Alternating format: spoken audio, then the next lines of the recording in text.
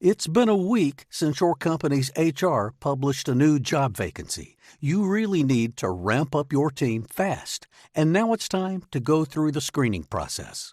You open your email and scroll over a few CVs while reminding yourself what skill set your future employees must have.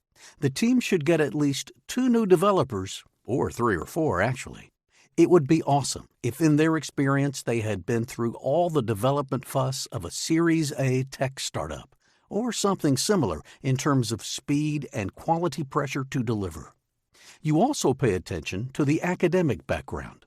Oh, look, some of the candidates attended the same university as you did and graduated with distinction? Good. What else? Advanced knowledge of English? Check. Agile certified? Just what you needed. Looking at the CVs you have just selected, 5 promising candidates stand out. You are so happy with that result, you don't even want to keep reading applications. Your LinkedIn search reveals some stiff, serious-looking faces and makes you want to bet they're just doing it for the pick. Then you prepare to start calling the chosen 5, already knowing you will like them. How could you not? They are 5 younger versions of yourself. Let us stop you right here and tell you exactly why this is a bad, awful, actually, idea. You obviously want the best for your tech team, the most qualified and competent developers who are also the smartest and most creative people. That's not a crime. It is your right to aspire the best for your team of developers.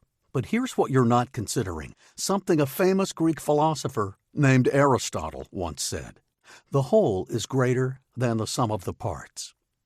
In this article, we will go through some real-life examples in which you'll realize that great individual performance doesn't predict great team performance. And so, experience and academic background of the candidates shouldn't be the only aspects to take into account. Then, we will focus specifically on what to consider when adding a new developer, or 2 or 3, to your tech team. P.S. Hope you like football, or soccer if you're American. The world's most popular sport has more to teach us about team management than you might think at first. 1. Diversity equals better performance. You should try to build your tech team as diverse as possible, and not because it's the politically correct thing to do, because it will bring you actual competitive advantages. Several studies show that companies that embrace diversity achieve better results, such as this McKinsey's research, which claims that gender-diverse enterprises are 15% more likely to outperform their competitors, and ethnically diverse enterprises are 35% more likely to do the same. Also, Deloitte Australia took conclusions that favor diversity.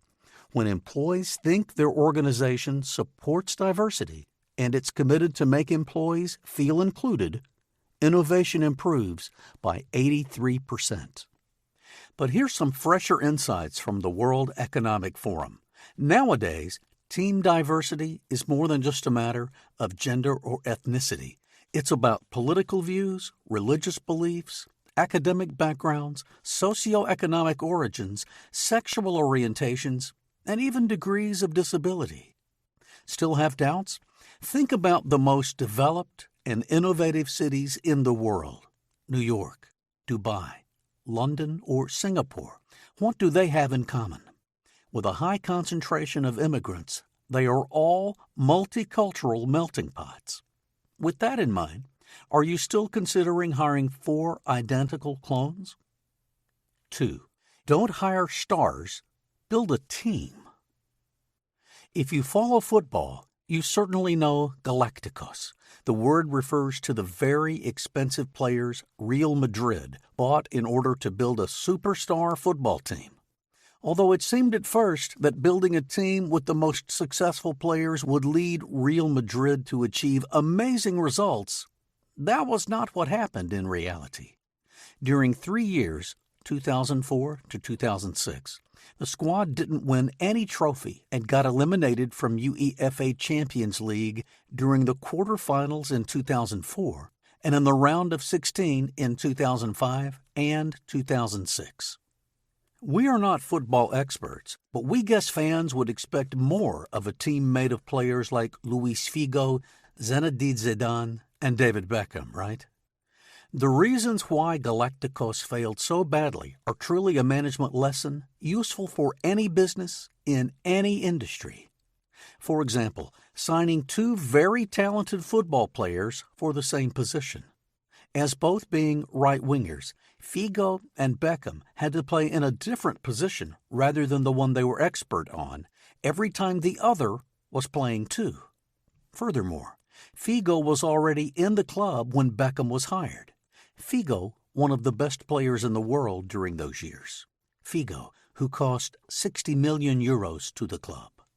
Before hiring someone, even if this person has amazing qualities, think first if those will add value to the team. It will be hard to win the game if you have two right wingers and not enough defenders. After analyzing the results of a group of A players with a bad team performance, let's look at the other extreme. A team which members separately were not so special, but together were able to achieve unexpected results. At the beginning of the season 2015-2016, bookmakers considered the odds of Leicester City, a team of a small city in England, winning the Premier League as low as 5-1. As opposed to the Galacticos, in Leicester City no player was bought for a great amount of money. Actually, the whole squad was put together for almost as much as one hire done by a big team, such as Real Madrid. So how did they manage to win England's Premier League? What's their secret? Riyad Mahrez, one of Leicester City's players, describes the team with these words: "We do not have the best players, nor the biggest budget, but our solidarity compels admiration. With the right team, a candidate whose resume is not so shiny can evolve to become a star and help raise the team's overall performance." 3. The most important element on a winning team? Trust. Having realized that a group of successful individuals is not the same as a successful team, let's go through the most important element of a winning team, and that is trust. If people think their teammates are lying, keeping information just for themselves, or plotting against them, nothing valuable will be produced. Same if teammates don't trust each other's competencies. This type of teams don't create synergies. It creates dispersion. Here 2 + 2 = 3 with some luck. So how to develop trust? Several methods used during the 80s included people falling from tables to their colleagues' arms as a way to learn to trust each other. Vulnerability is a two-way street. More recently, exercises like sharing personal stories or revealing employees' personality type are used, assuming that reciprocal vulnerability is the beginning of trust. In reality, trust is so fragile and conquered with so much work that the process of winning it can only be rushed until a certain point. Shall we go back to football now? Let's think about national teams. The best players from several teams join together for a few weeks in order to play for their nations. They practice together, play a few games, and that's it. Players go back to their original team until they meet again, maybe next year. Most of them play in different teams, maybe different countries, or even continents. So they barely know each other, and if they do, well, they are used to seeing each other as the enemy, as a member of the opponent team. How are these team members supposed to trust each other when they play in opposite teams most of the time, or to see their usual teammates as part of the opposite team? Suddenly the player who you pass the ball 300 days per year is the person you have to steal the ball from. Now the whole concept of the national teams feels weird, right? The same happens in business. The fact that teams are constantly being changed because someone leaves the project or the company creates instability, which is a big problem because trust needs time. 4. How to hire the right developers for my team. Earlier, we talked about the importance of building a united team. A great team with exceptional results can be made of average employees if their abilities are well coordinated together. The same way a group of exceptional individuals, if not capable of working side by side, can end up achieving results below expectations. So, how do you make sure your candidate will fit your tech team? Make sure your candidate can communicate as well as code. In order to succeed as a future member of your team, your candidate must be able to code, but also to explain his own code to the rest of the dev team. Whether in writing or in person, a test like this will help you evaluate his communication skills and understand how likely it will be for him to get along with the other programmers, so your team can grow and evolve. Does your candidate share your team's interests and values? People on your team don't all have to think the same way. Ideally, they should complete each other, with some members who are more planners, developers who like to plan every single detail before getting the job started, and others who are more doers, developers who prefer to think through the problem while building the solution. Just to give you an example. However, if your candidate has several fundamental differences in his way of working from the rest of your dev team, it can create conflict. Our Quan ambassador, Georges Béchot, knows quite well this situation and can explain to you exactly how this could be a problem. So imagine both your candidate and your team enjoy a good cup of coffee, just to give you an example. But is this person okay with trying coffee without the sugar? What I mean is, even considering that he has the same interests and enjoys the same things as your team, there are variations, visions, degrees of flexibility, and at the end of the day, it has an impact when it comes to the work delivered and even the well-being of the team itself.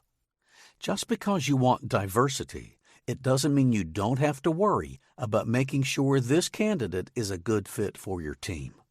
Otherwise, this new developer won't only bring new ideas, he will also bring new problems. Can you guess what happens to the performance of the team if its members are focused on solving a conflict instead of doing their job well? Have the best recruitment partner by your side. There are many advantages of working with an IT recruitment partner, from counting with the valuable know-how from a very experienced team to saving money by avoiding bad recruitment. In order to make the most of the partnership, we advise you to take a look at our article, Do You Have the Right IT Recruitment Partner? Does hiring for tech talent now seem even harder than what you initially thought? Count on Quan to help you find the players your team really needs. Developers who will fit like a piece of a puzzle, contributing with the skills your team was missing and increasing the overall results. Last piece of advice. Remember at the beginning of the article the 3 or 4 developers you needed to hire? Check how much they will cost you according to the role, experience, and team size using our Tech Team Simulator, and find the tech talent your project deserves.